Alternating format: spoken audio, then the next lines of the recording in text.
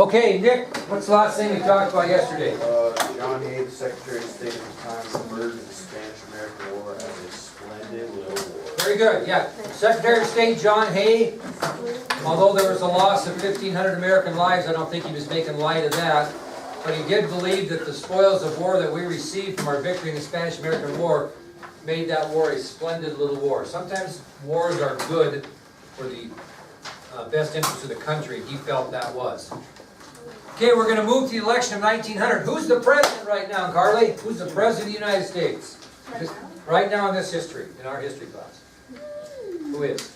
Like today. No, like right now. No, in the chronological order of our history class. Yeah, William McKinley. So in the election of 1900,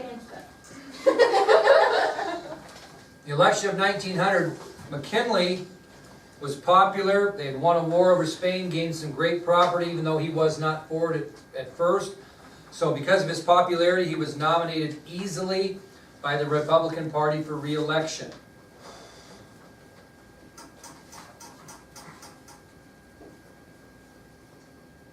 Guess who McKinley wants to be his vice presidential candidate? Theodore Roosevelt. Very good. So the major issue at the convention is who would be the vice presidential running mate with McKinley, and everybody was pointing towards Theodore Roosevelt. Well, after the Spanish-American War, Roosevelt was elected governor of New York, and he was very reluctant to give up that position to run for the vice presidency, because sometimes the vice presidency is like falling off the face of the earth. The vice president doesn't have really a lot of power. I'll give you an example. Lyndon Johnson, who was John F. Kennedy's vice president, was the Senate Majority Leader prior to becoming Vice President. And he actually had much more power as Senate Majority Leader than he ever had as Vice President, and often told close friends and colleagues it was the most miserable time of his life when he was Vice President, because you don't really do anything. So Roosevelt felt the same way, but he felt that things should be done for the country, so he finally accepted the nomination. So he will be the Vice Presidential candidate in the election of 1900 on the Republican Party. Does anybody want to guess who the Democrats nominated? Someone we've talked about before that was unsuccessful in the bid for the presidency.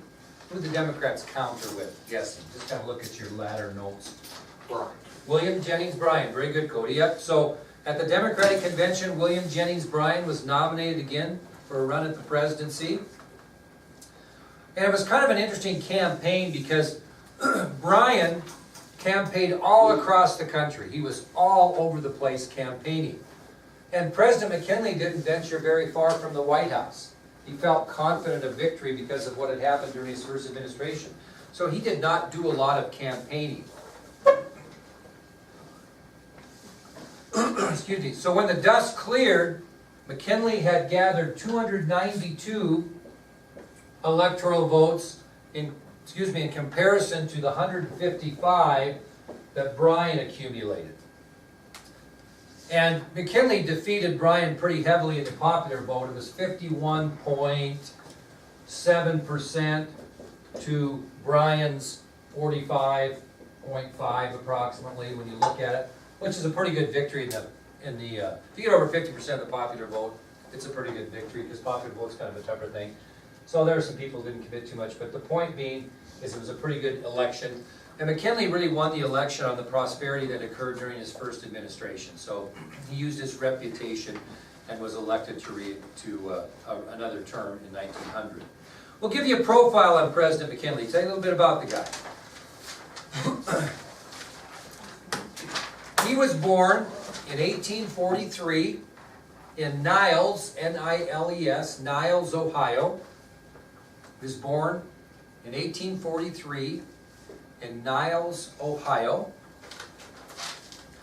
And he was of Irish ancestry. His great-great-grandfather actually sailed to America in 1743 from Ireland. So he had Irish ancestry in him, okay? His great-grandfather had sailed to America in 1743 from Ireland. Well, he attended both elementary and high school in Ohio, and then he went to college at Allegheny College. He enrolled at Allegheny College. So he Attends both elementary and high school in the state of Ohio, then enrolls at Allegheny College.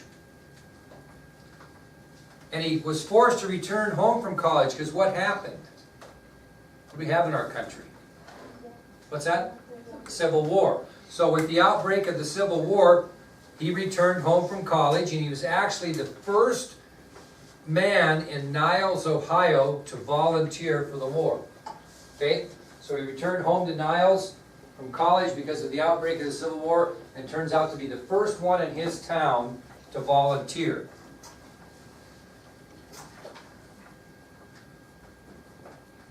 Well, he was heavily involved in the Battle of Antietam. He carried food and supplies to Union troops during that battle, showed great bravery, and because of it, he was promoted to the rank of second lieutenant after the Battle of Antietam. So he was heavily involved in the bloody Battle of Antietam. His job was to carry food and supplies to Union troops during that battle. He did that under heavy fire, and because of his bravery, he was promoted to the rank of second lieutenant. Well, he left the Civil War with the rank of major. Left the Civil War with the rank of major. And in 1871, he married Ida Saxton. Married Ida Saxton in 1871. So he leaves the Civil War with the rank of major, and in 1871 he marries Ida Saxton. Now, I think I told you this when we talked about the first election he won, and you can write it down if you'd like. Remember, he was elected to the House of Representatives. That happened in 1876. And he served in the House of Representatives from 1876 to 1891. And then he was elected governor of Ohio. So when he ran for president, he had some serious political power behind him. We know that he was elected President of the United States in 1896. We know he was re-elected in 1900. So he'll serve maybe 2 terms as president. Well, on September 6th of yes, do you have a question over here? No. Okay, on September 6th of 1901, McKinley was at a speaking engagement in Buffalo, New York, as president. Okay, so on September 6th of 1901, President McKinley was in Buffalo, New York, at a speaking engagement. Well, after his speaking engagement, he was shaking hands with different people that he assumed were supporters.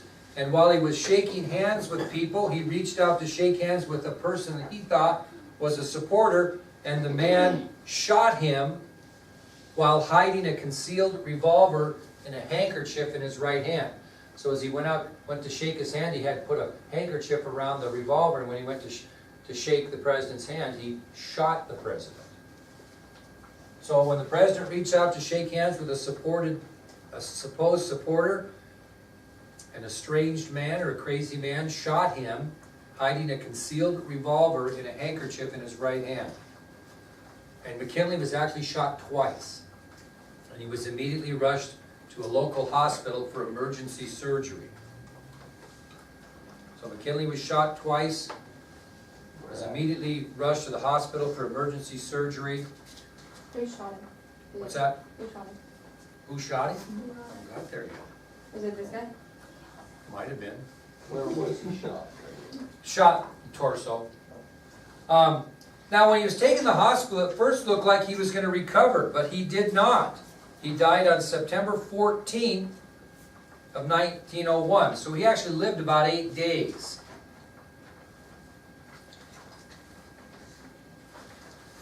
The president's assassin was who, Brookie? Leon F. Try it. Kazagashi. Zolgosh. Okay. Very good. The president's assassin was Leon F. Zolgosh. Seems like it's a bunch of crazy foreigners shooting at Yeah. What was that first one, like Guiteau or something? Yeah, Charles Guiteau and Leon Zolgosh. Now, Zolgosh was put on trial, convicted, and was later electrocuted for the murder of President McKinley. So the president's assassin was Leon F. Zolgosh. was later electrocuted for the murder of the president. Well, Vice President Theodore Roosevelt got the news. He made his way to Buffalo shortly after the president had died, so he didn't get there right away. It took him some time. So Vice President Theodore Roosevelt made his way to Buffalo shortly after the president had died. So from the time the president was suffering, before he died, he was still the president. And when he died, then Roosevelt was summoned to Buffalo, where he was sworn in as President of the United States. Now, just a little tidbit you might need to know. After Roosevelt was sworn in, he became the youngest man ever to hold the office of President of the United States. He was 42 years old. Youngest man ever to assume the office of President. Who's the youngest man ever elected President? John F. Kennedy. Okay? But Theodore Roosevelt was the youngest man ever to be President when he assumed the presidency after the death of William McKinley. He was just 42 years old. Well, McKinley was later buried in Canton, Ohio, and there were a lot of Republicans that weren't real thrilled with this new President of the United States. They didn't anticipate that McKinley would be assassinated, and a lot of people were scared to death now that Roosevelt was going to be the new president.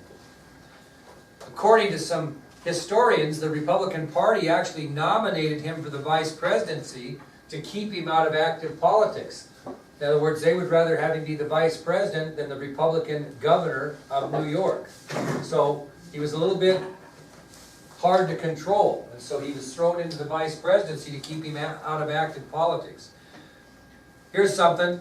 When Roosevelt was actually elected vice president in 1900, after McKinley was re-elected, one very prominent Republican leader was quoted as saying, quote, "Don't any of you realize that there is only one life between that madman and the White House?" Republicans weren't real hot on Theodore Roosevelt. And they thought it'd be a good idea to stick him in the vice presidency to keep him out of active politics. And at least one prominent Republican leader said, "Whoa, you realize we're only one life away from that guy being the president of the United States?" And that's what happened. I think that guy might have been a little off. We'll see. Well, we'll give you a little bit of information about Theodore Roosevelt. Okay, that's what we'll finish up today's lecture with. It's pretty lengthy, so bear with me. Okay, profile of President Roosevelt. You've all heard of Theodore Roosevelt. He must have been a pretty good president. He's one of the four faces on what? Mount Rushmore. I mean, he was a good man, but they were scared to death of him when he first took over. Well, Theodore Roosevelt was born in New York City in 1858. He was born in New York City in 1858. He was the second of four children, born to Theodore Sr. and Martha Roosevelt. He was the second of four children, born to Theodore Sr. and Martha Roosevelt. So is it an older sister then? What's that? Did he have an older sister since never mind. That's okay. Now, his dad was a glass importer. A guy that imported glass into the United States and sold it, which that'd be kind of a what, do you think? What kind of business would that be? Would lucrative, or would you have to, that kind of a fancy job? It really was. And so the Roosevelt family was considered well-to-do. They had quite a bit of money. They were fairly wealthy. So Roosevelt's father was a glass importer, and the family was considered at the time, quote, well-to-do, had some money. Now, in his early years, Roosevelt was known for his great energy, his curiosity, his determination. He had some benefits. He had some positives. Okay, as a young boy, he was very energetic. He had a great curiosity to find out about new things. He had a lot of determination. He was a very determined young man. But he also suffered from a couple of things that really hurt him as a child. Really suffered. You know what he might have suffered from? Nothing serious, but would be a little bit of a pain, especially at that time in history. He had asthma. Very good. That's one thing. He had asthma.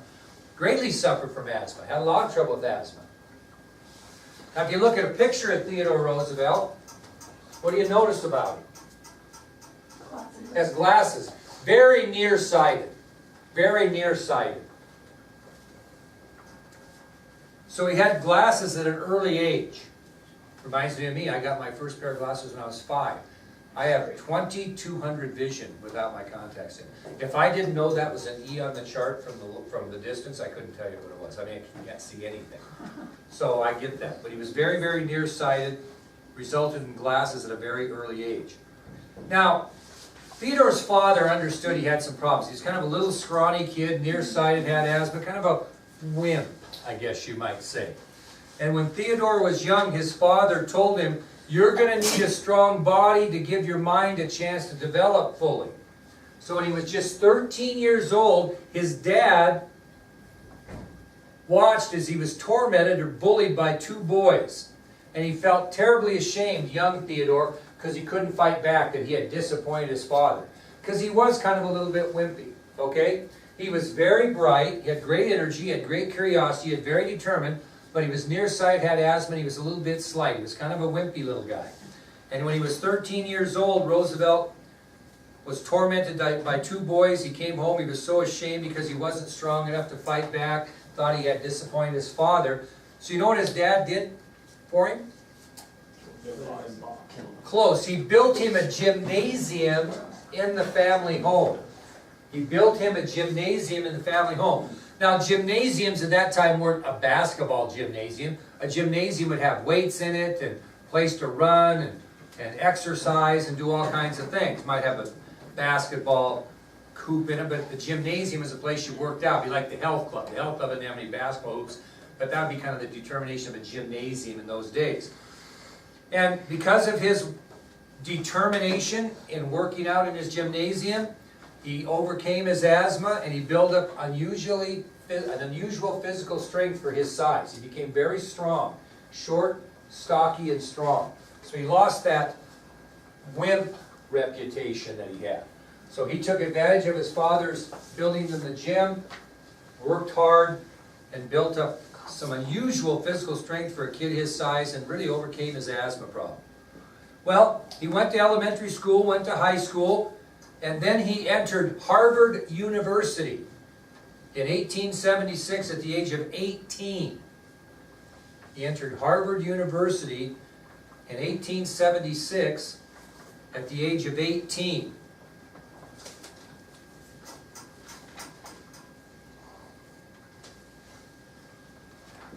Well, in October of 1879, he met a young lady by the name of Alice Lee. Alice Lee. And she was the daughter of a very wealthy Bostonian. He owned his own investment firm and had a few bucks. So, unlike Mrs. Durr, he married for good looks. No, he married for money. Mrs. Durr married for good looks. And no money. Had $47.71 in my checking account the day we got married. So in October of 1879, Roosevelt meets Alice Lee, the daughter of a wealthy Bostonian who owned his own investment firm. A year later, on Theodore Roosevelt's 22nd birthday, they married. Best gift you could ever get, right? So, you never forget your anniversary and get yourself in trouble. Don't forget that. Yeah. Dude, get married on my birthday? So 1 year later, you could really kill a lot of birds with one stone if you did that. Christmas birthday. Yeah, boy, you could save some money. This is for everything.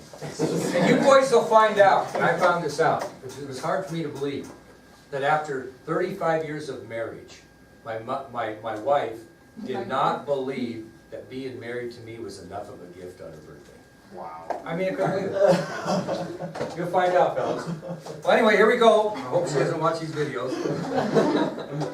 Well, he graduates from Harvard in 1880, and he really wasn't sure what he wanted to do with his life, even though he had a Harvard University education. That tells you the family had a little money, and he was pretty smart, because he didn't go there with any cause that I'm going to be this. He went to Harvard University, graduated, he wasn't really sure what he wanted to do. Well, he decided to enroll at Columbia University Law School. Okay, so he's going to try to become a lawyer. Well, that didn't interest him very much either. So even though he enrolled at Columbia University Law School, the courses didn't interest him.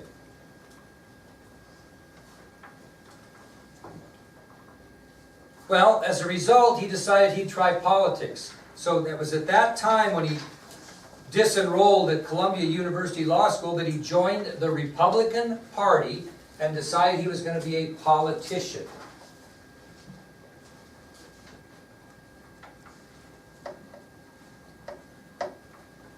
Well, he was kind of successful because in the fall of 1881, when he was just 23 years old, he ran for the New York State Legislature, which is kind of like what Mike Greer does. He's a legislator from the state of Wyoming. And he won that election as a New York State Legislature. So the first election he runs for at the age of 23 in 1881, he wins. Becomes a state legislator from New York. Well, early in 1884, matter of fact, on February 14th, think about the date, Roosevelt faced a double tragedy in his life. On February 14th, 1884, what is February 14th? Valentine's Day. On February 14th, 1884, Roosevelt faces a double tragedy. This is what I like about history. I tell you things that maybe don't matter to you, but not many people know this. What do you think happened to him? His parents died. What? His wife died giving birth to their daughter on Valentine's Day. His wife died giving birth to their daughter.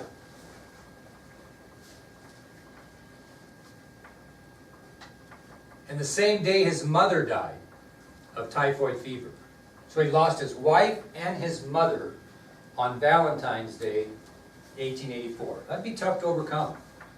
They actually died in the same house, just hours apart. Okay? Mrs. Roosevelt had a baby. 2 days after the baby was born, she had a lot of complications. She died in their home. 2 hours later, the mother who lived with them died of typhoid fever. Lost his wife and his mother on the same day, Valentine's Day,